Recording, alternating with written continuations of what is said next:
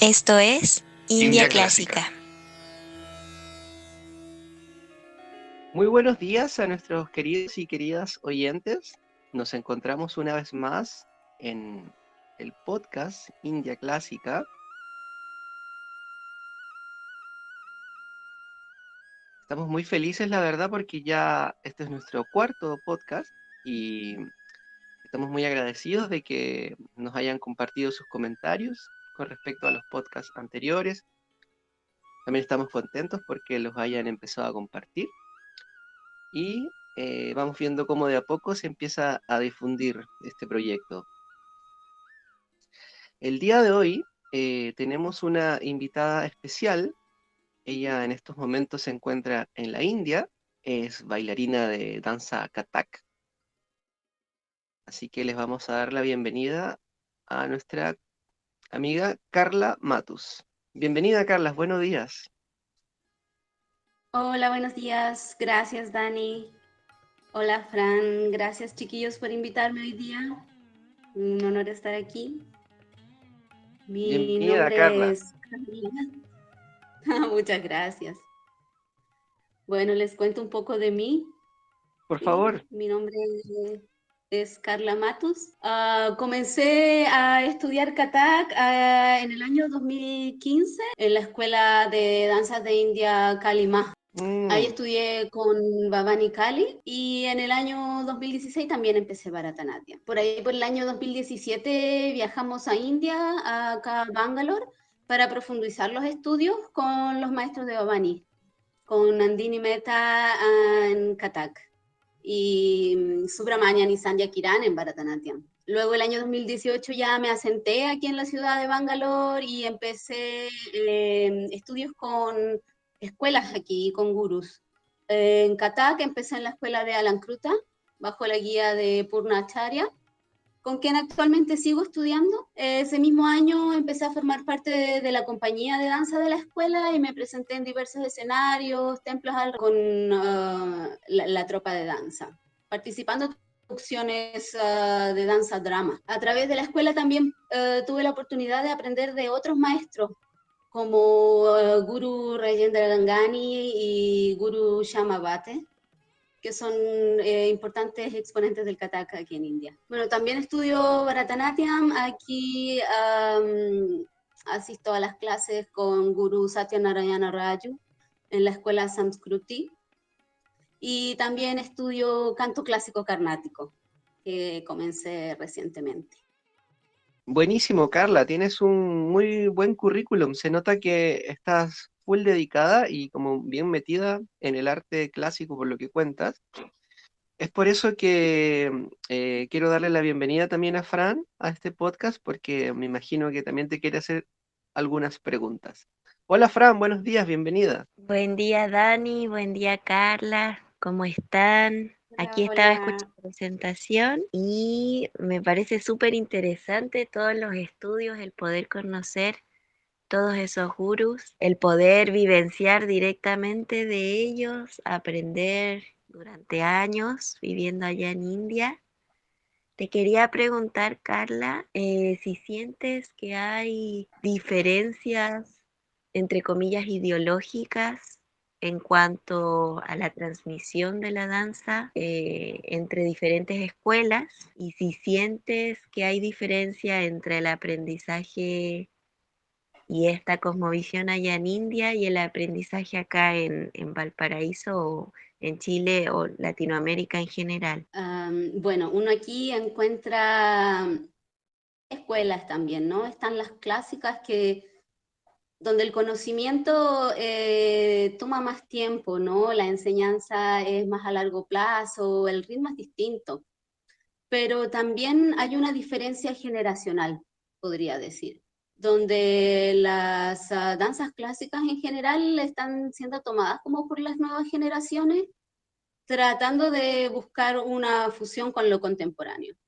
Y en eso uno encuentra como muchos distintos movimientos, ¿no? Desde contemporáneo y danza clásica o, no sé, hasta Bollywood. Los maestros más clásicos siempre van a preferir transmitir el conocimiento a través de los lineajes clásicos, pero sí, podría decir que en el ambiente hay un cambio generacional y un cuestionamiento hacia la forma tradicional de enseñar. Ahora igual ¿cómo se dice? Las clases y el sistema de enseñanza en, en Latinoamérica, no sé, no fuera de India, sigue otros patrones igual, ¿no? Es más difícil captar a la gente, es más difícil hacerlos conocidos, ¿no? Entonces, claro, también hay diferencias ahí. Yo tuve la suerte de empezar con Kalimah, que tiene una tradición de Guru Shishya Paramparam y personalmente fue bastante, no sé, hermoso y una gran experiencia venir acá y conocer a los gurús de mi guru. Composiciones que mi guru me estaba enseñando, ¿no? Y profundizar en ese conocimiento. Entonces, en ese sentido de experiencia personal, me siento como súper privilegiada y súper, no sé, agradecida y con mucha suerte de poder aprender a través de ese linaje. Entiendo, sí, me imagino que ha habido todo un cambio generacional, lo he visto también desde este lado del mundo, cuando veo en las redes las creaciones que se están haciendo, las nuevas composiciones, incluso hechas por gurús, eh, digamos como de harta trayectoria, están creando nuevas temáticas, por lo que he visto en cuanto a lo que es la producción dancística. Así que encuentro súper interesante, Dani. También coincido mucho con eso que cuenta la Carla de que hay como un cambio generacional. Me imagino que puede ser también ligado un poco a la globalización. Esto como de que las temáticas y las ideologías se empiezan a fusionar, me imagino por las redes sociales, por la internet. Entonces, de alguna manera eso también se manifiesta en el arte. Lo que sí te quería hacer una pregunta con algo que dijiste, Carla. ¿Y cómo es esto que tú, si nos puedes explicar un poco más, esto que tú decías de con respecto a que como que las ideologías igual como que se están cuestionando, como en esto de la forma tradicional de la enseñanza? ¿Nos podrías contar un poco más de eso?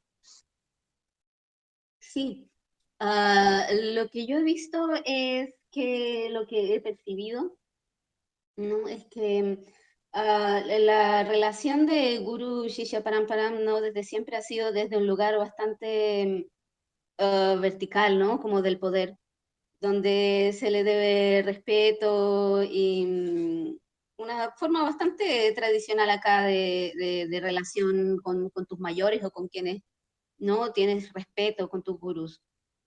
Pero cada vez hay generaciones que están enseñando que son más jóvenes, entonces encuentras estos maestros que son más como amigos o más como la hermana, ¿no? Como le dicen acá, Aka o Didi en el norte. Entonces ahí también se ve como ese cambio generacional y el cambio en la relación también. Carla, ¿tú nos podrías contar un poco más acerca, por favor, de eso que hablabas recién? De cómo es como esto que ha ido evolucionando con respecto a la relación del gurú-discípulo. Me decías que quizás ahora es más cuestionada que antes. ¿Podrías profundizar un poco más en eso? Sí, claro. Bueno, las danzas clásicas de India en estos momentos acá están siendo más populares cada vez, ¿no? Entonces nos encontramos con maestros que son más jóvenes, o incluso otros maestros que empiezan a cuestionarse un poco las relaciones tradicionales, ¿no? Y, y en ese intercambio como generacional nos encontramos como cuestionándonos nuevos temas quizás. No, las danzas clásicas de India muchas veces cuentan historias, ¿no? De las épicas como el Ramayana o Mahabharata, y las mismas repensando, ¿no? Un poco como lo que decía Fran, se están abriendo como a nuevas interpretaciones y también a nuevas formas de contar una historia. Buenísimo, Carla. Pues así yo también lo he percibido un poco, te cuento. Eh, por ejemplo, ¿qué opinas tú de que en la actualidad se esté ocupando como, se podría decir, lenguaje clásico eh, en obras como más contemporáneas? ¿Qué te parece lo que está ocurriendo con respecto a eso? Es difícil tomar una postura, lo que sí creo es que está la creatividad ha llegado a límites, yo creo que no sé, que no habíamos visto antes, ¿no? Y que los mismos gurús no habían visto antes. Ellos también están sorprendidos con todo lo que se ha fusionado la danza clásica. A mí personalmente sí me gusta la fusión, a mí me encanta la música, me encanta el arte, pero creo que hay que tener como ciertos niveles éticos también, ¿no? De qué realmente se quiere hacer o entregar con la danza y con esta fusión contemporánea.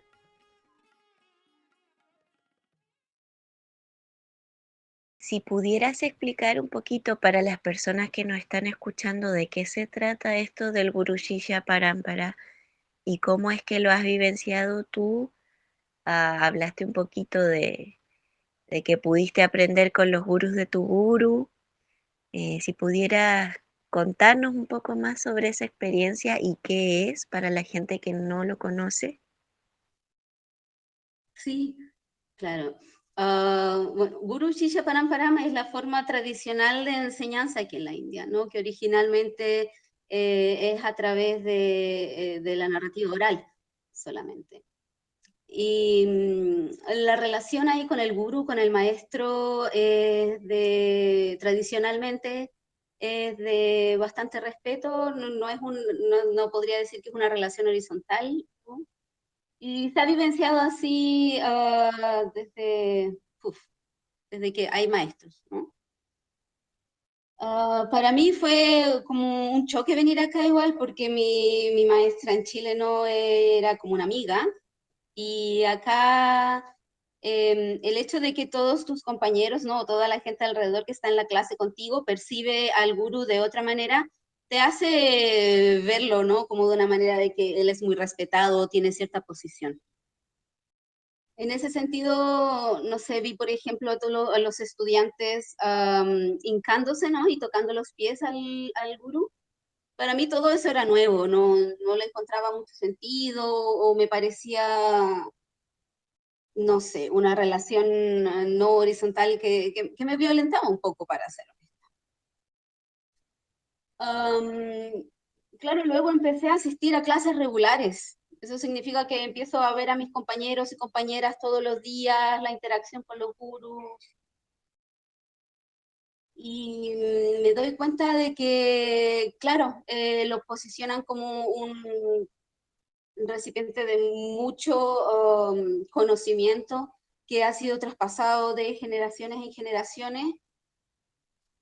Y no sé, para mí como de a poco, bueno, de a poco he estado como 5 años en clases acá, empecé a ganarme el respeto o a percibir ese respeto que los demás ven en un gurú, desde la forma tradicional de acá. Cabe recordar Entiendo. también que toda la tradición del gurú, o tal vez como ligada al hinduismo, viene con muchas puyas, ¿no? Tradiciones, y qué sé yo, todo eso fue bastante nuevo para mí. Y tú, Y Carla, sí, ¿se podría, se debería mantener, digamos, esa tradición o esa forma acá en Latinoamérica, entre nosotros latinoamericanos, o de repente generar un punto medio? ¿Cómo piensas tú que sería mejor la transmisión de la enseñanza de un arte clásico? Sí, yo creo que no se puede esperar la misma, ¿cómo se dice?, rigurosidad tal vez, o ese el respeto al gurú en otra cultura, porque es muy desde la cultura. Para mí mis relaciones con el gurú también son distintas porque yo no crecí y no viví con esa estructura de relaciones sociales, ¿no? Pero en el trabajo duro, en el trabajo lento del Guru Shishya Paramparam, he encontrado un respeto hacia las artes que yo creo que no ha sido posible aprendiendo de otra manera, como hemos aprendido formalmente, no sé, en Chile, ¿no? Que somos de allá. Entonces creo que es un desafío para quienes transmiten las artes en Latinoamérica encontrar un punto medio tal vez, o no medio, pero claro, intentar tal vez, no sé si es respetar como las tradiciones o tal vez respetar solamente como el conocimiento que se ha dado, ¿no? Reconocer también. Pero no se puede esperar el mismo tipo de relación en otro lugar que no sea acá, yo creo. O de la gente que ha vivido y ha crecido en esta cultura.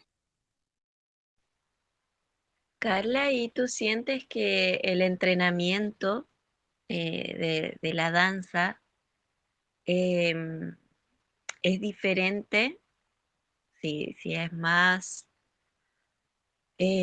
¿cómo decirlo? Más fuerte, entre comillas, allá, o se podría equiparar un ritmo de entrenamiento acá por nuestra forma también de entender la estructura de la danza y esta misma relación entre el gurú y el discípulo.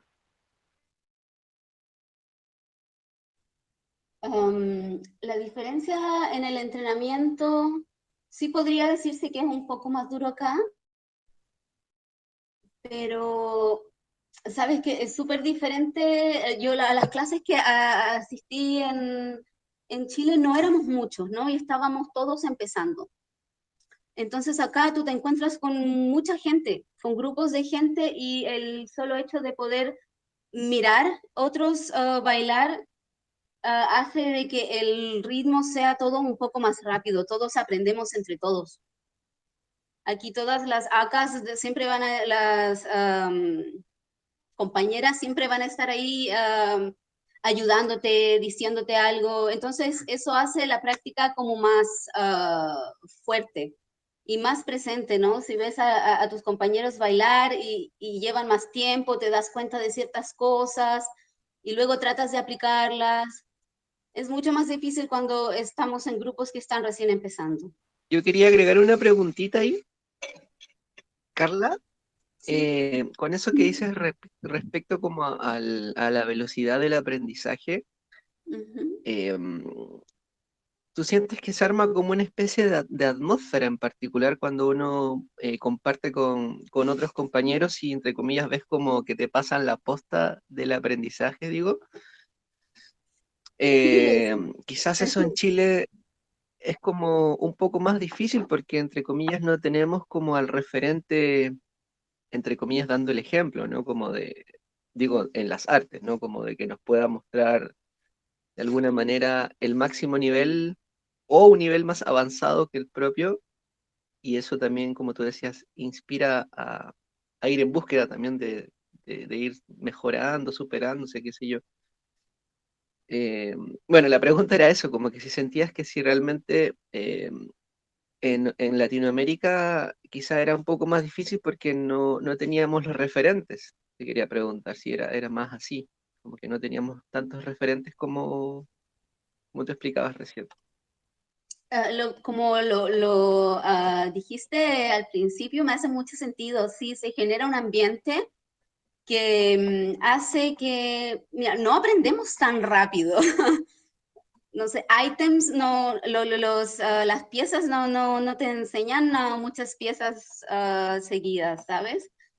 Pero el entrenamiento básico sigue siendo bastante fuerte Y sí, yo lo relaciono mucho como a los referentes que uno tiene desde los compañeros de clases a tener programas de danza, ¿no? Alrededor y poder ver distintos bailarines y bailarinas.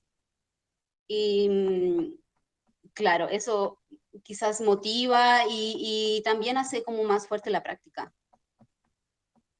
y el aprendizaje. Aprendes entonces estilo Kathak y estilo Bharatanatyam. De estos Sí, estilos, ¿nos podrías contar un poco de qué se trata, por ejemplo, el Kathak, para las personas que nos están escuchando? sí, hoy día voy a hablar un poco del Kathak, de hecho. Eh, bueno, les cuento un poco del Kathak. Es una de las danzas clásicas de India, que es originaria del norte de India.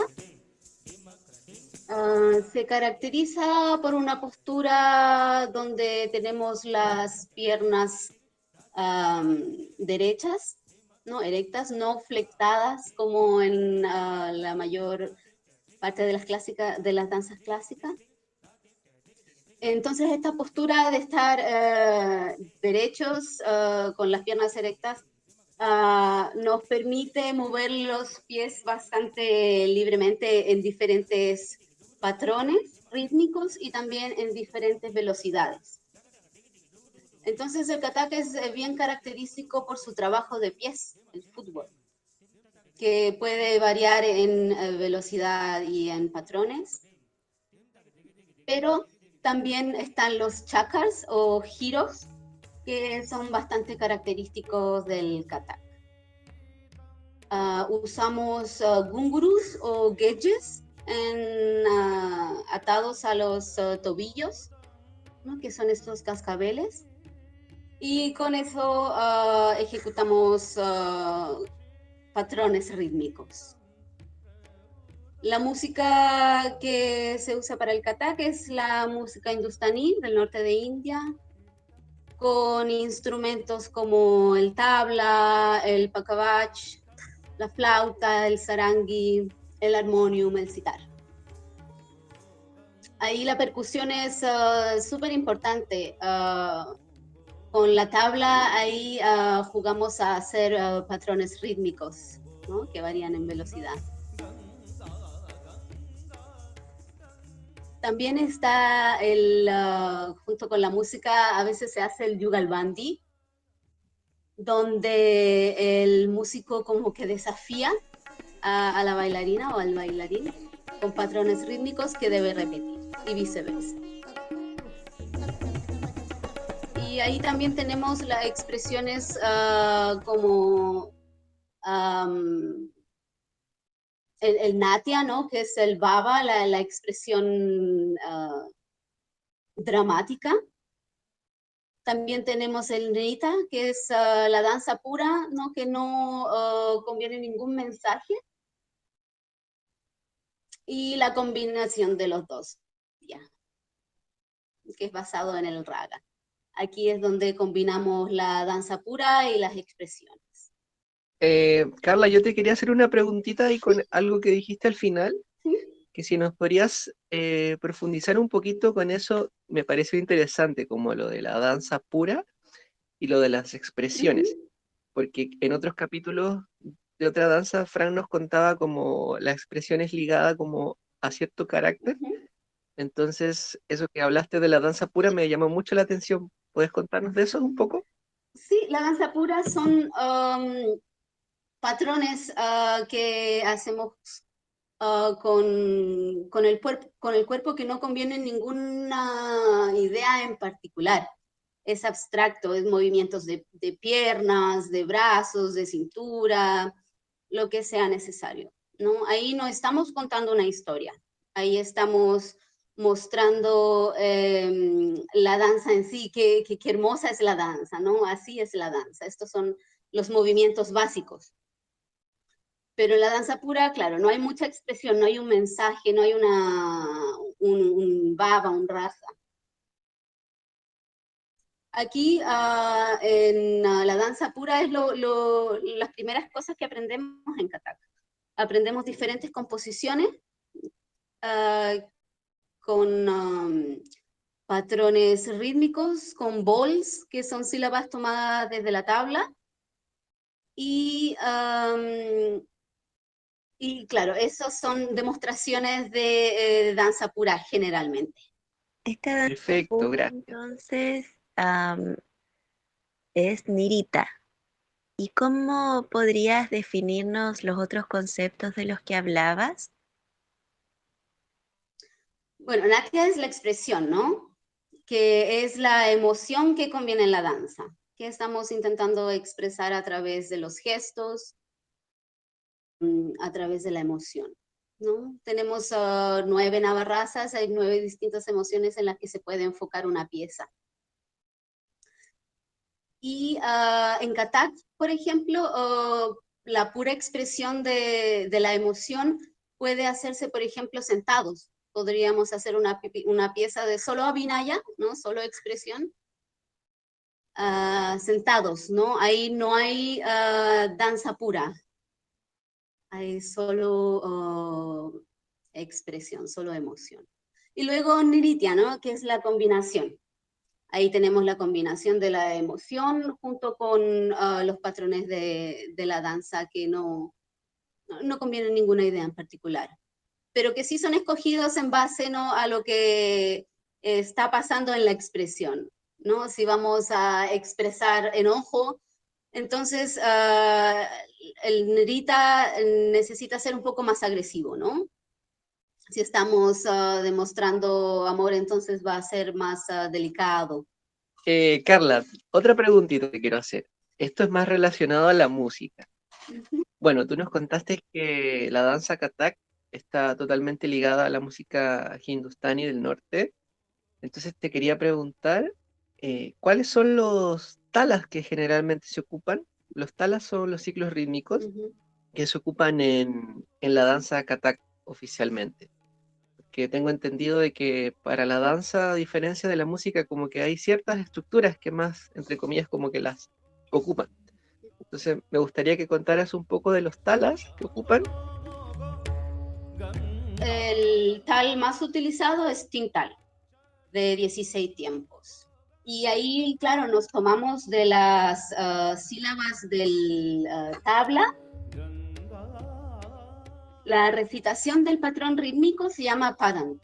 En los conciertos de Kathak a veces se puede ver que hay 2 micrófonos. Hay un micrófono a los pies del bailarino o bailarina y hay uno para que el bailarino o bailarina pueda recitar esas sílabas rítmicas que luego va a performar.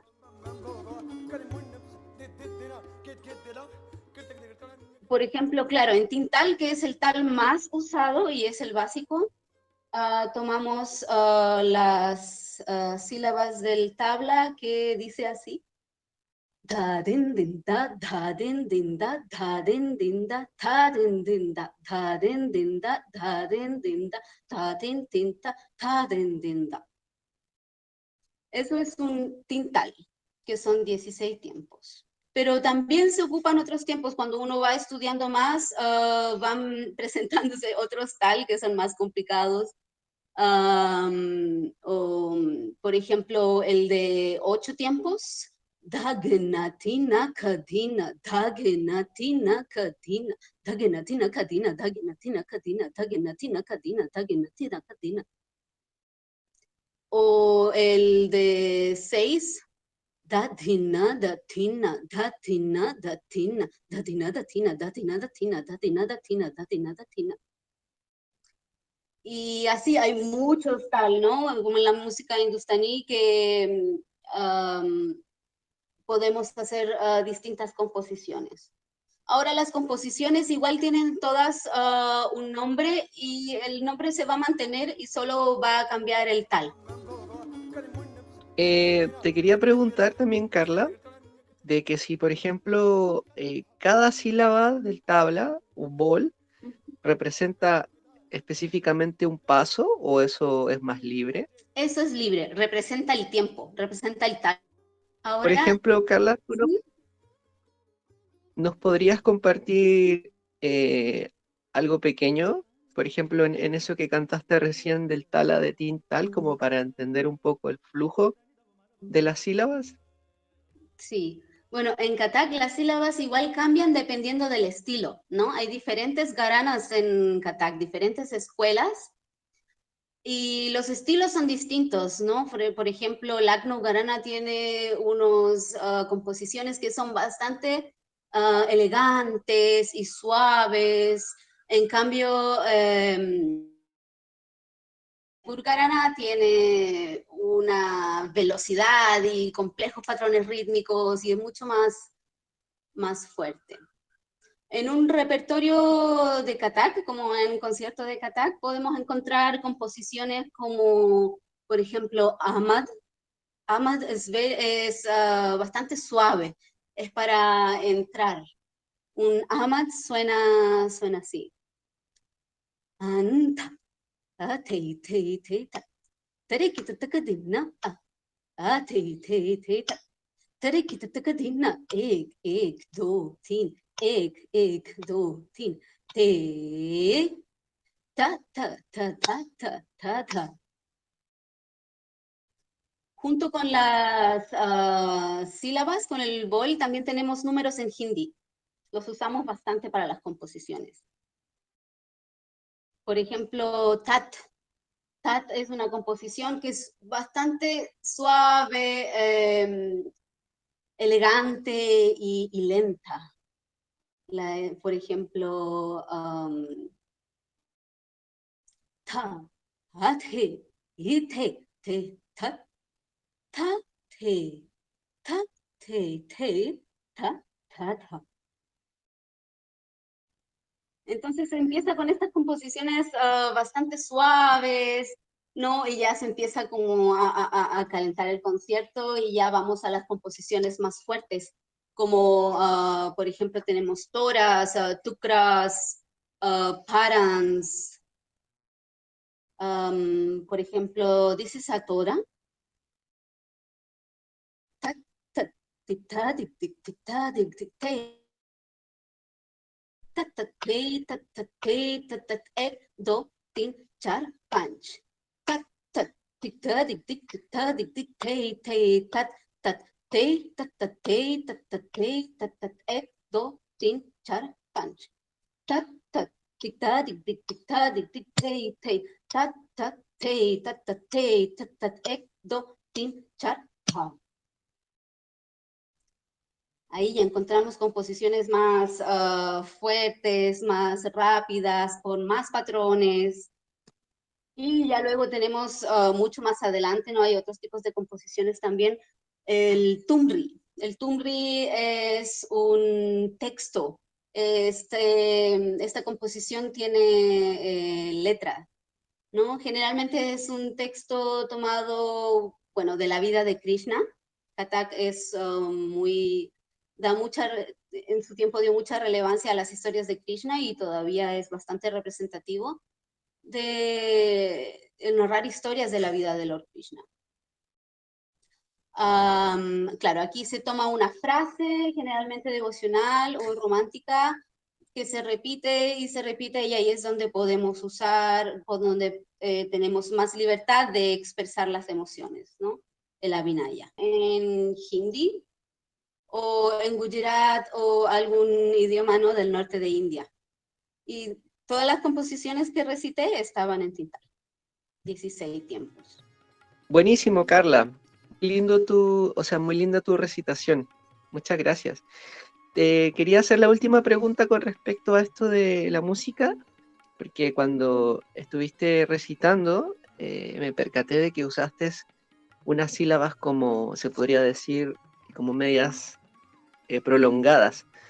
Que si nos podrías explicar por qué son prolongadas. Por ejemplo, cuando dijiste tei, por qué va así? Y antes solamente decía tei.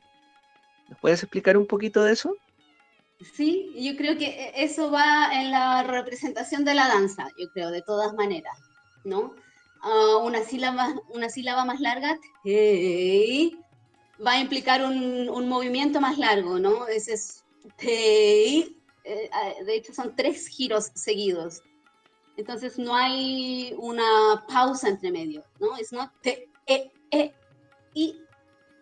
Entonces conviene también con lo que uno está danzando, como lo va a decir, ¿no? Movimientos bastante distintos y bien secos, ¿no? If I say ta, ta, hay un movimiento que dura más y otro que es más suave y otro que es más al corte, ¿no? Más seco. Bueno, y recitar también es ha sido todo una experiencia de aprendizaje desde el idioma, porque sí, it's not ta or ta is ta. Hay diferencias que jamás había notado en mi vida.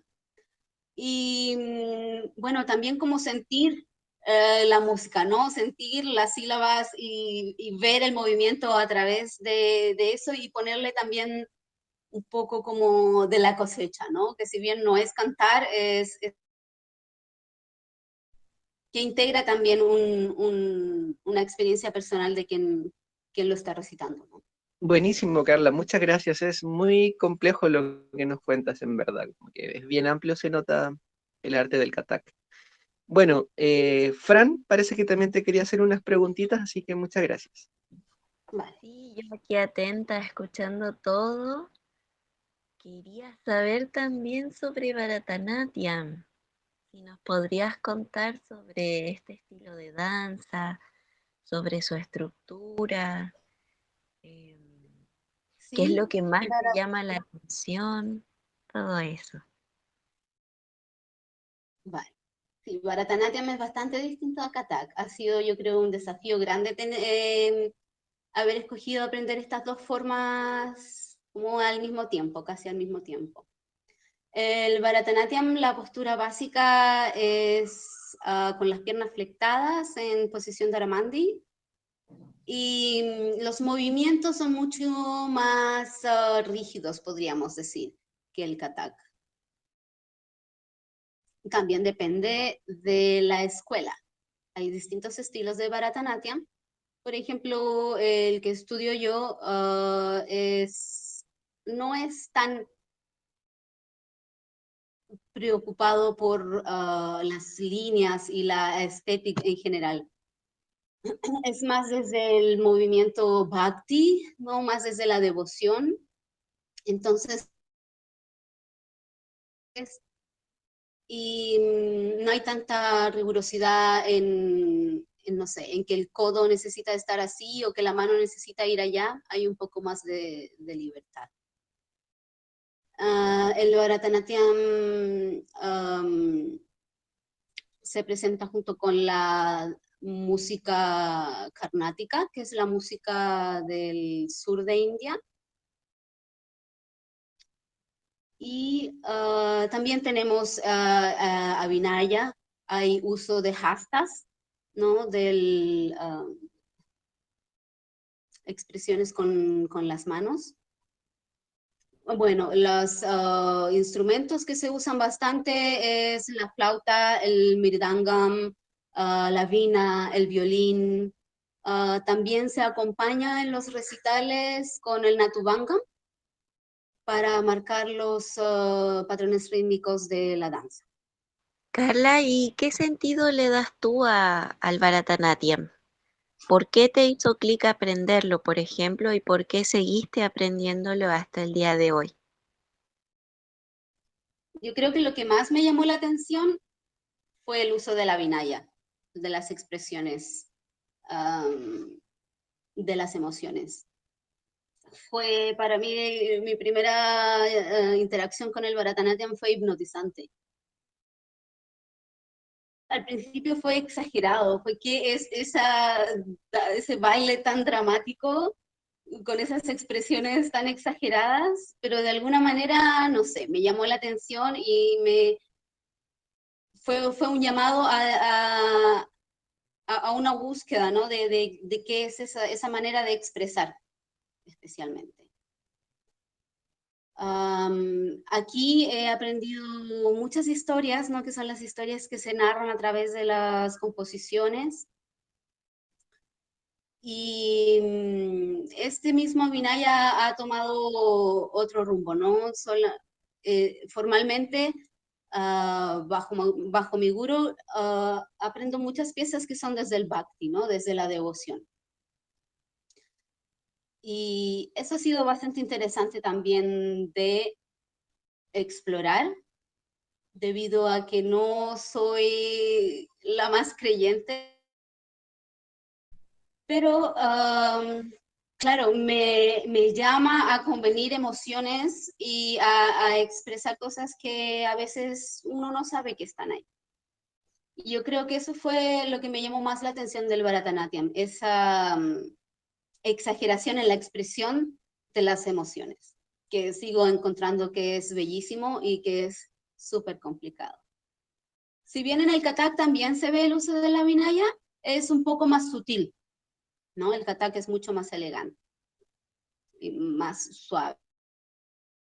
Da mucho más dramatismo a las expresiones y al uso de las gestos con las manos, ¿no? De los hastas. Carla, Y y luego, tienes ¿sí? em, alguna recomendación, por ejemplo, para las personas que recién están aprendiendo Bharatanatyam o que les gustaría comenzar con Kathak o Bharatanatyam en la posteridad? Sí, hay que ser pacientes, solo pacientes. Yo he estado 5 años estudiando y todas las clases empezamos con lo básico de lo básico, y eso es algo que yo creo que nadie nunca termina de aprender. Así que si estás recién empezando, dale duro con lo básico, que luego las piezas se hacen mucho más fácil. Entender la danza a veces, no sé, no es siempre desde la razón, ¿no? De entender qué movimiento viene acá, viene allá. Con harta práctica de lo básico hay harta memoria del cuerpo que ayuda bastante luego cuando uno va avanzando en los estudios.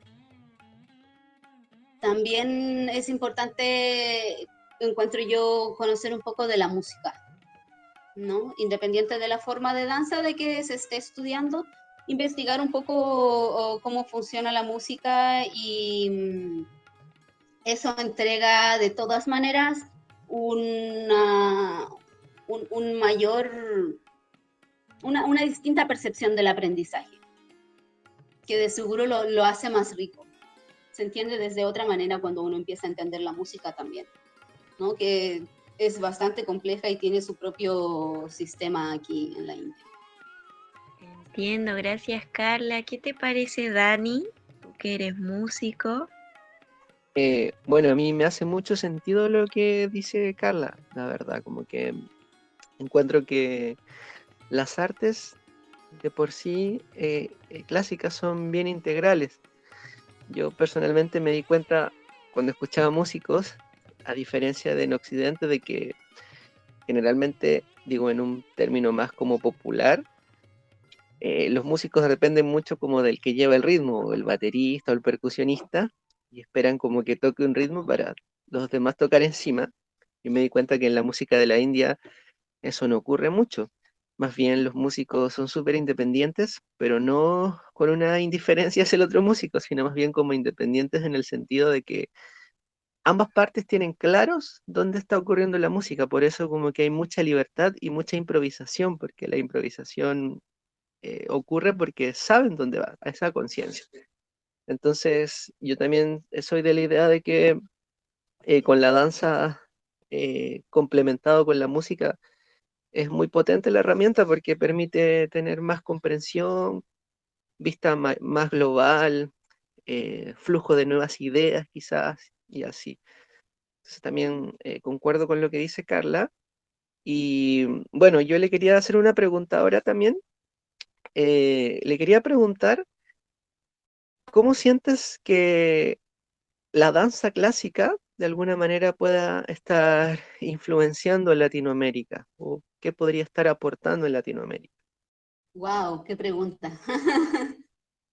¿Qué está aportando la danza clásica en Latinoamérica? Yo creo que definitivamente una apertura a ver India desde otra forma, más allá como desde lo turístico, ¿no? O desde lo que es llamativo, más desde lo que forma parte de India y de su tradición y de la gente también acá, ¿no? La danza está muy arraigada, las artes en general. Y en ese sentido yo creo que puede ser un medio para desmitificar bastantes cosas, ¿no? Que se creen popularmente de lo que pasa en India, de lo que es India, o no lo sé.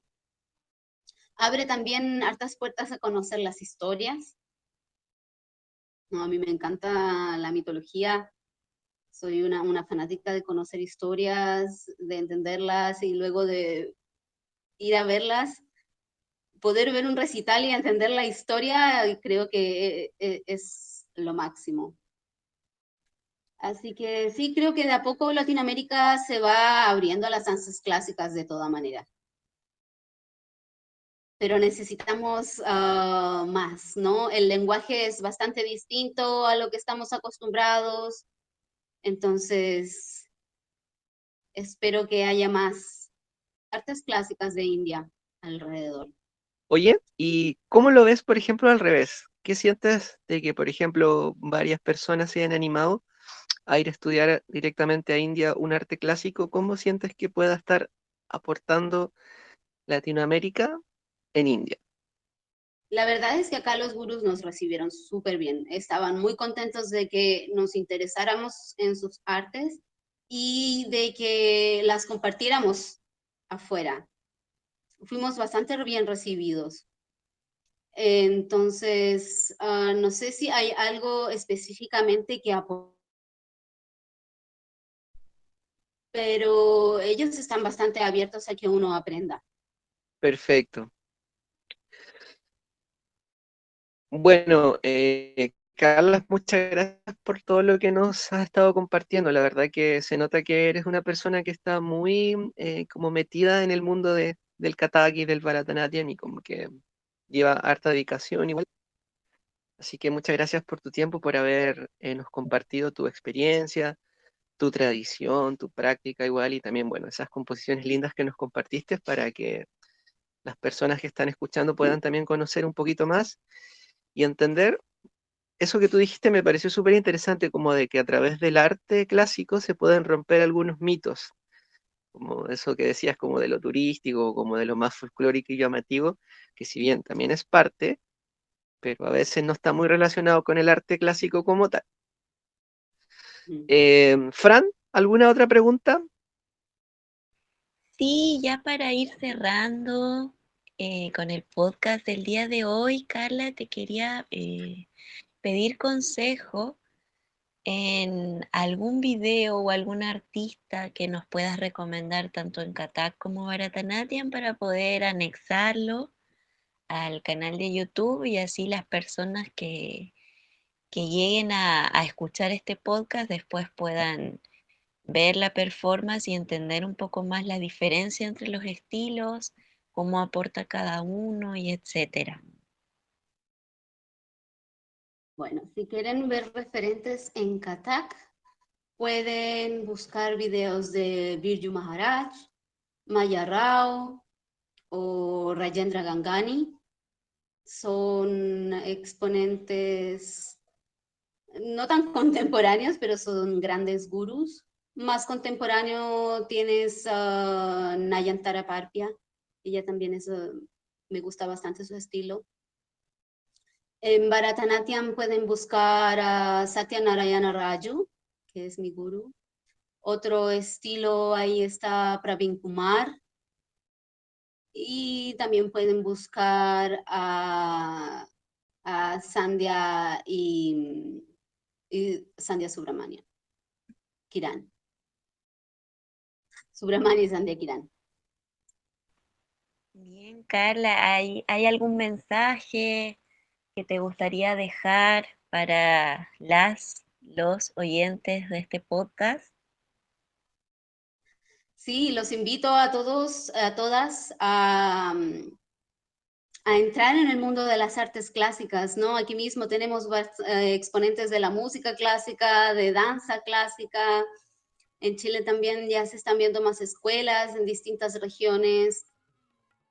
Así que sí, los invito a aventurarse en las artes clásicas de India, que son un gran mundo que descubrir. Mucha paciencia y harto estudio. Carla, te seguimos entonces. ¿Tienes como red social el Instagram actualmente?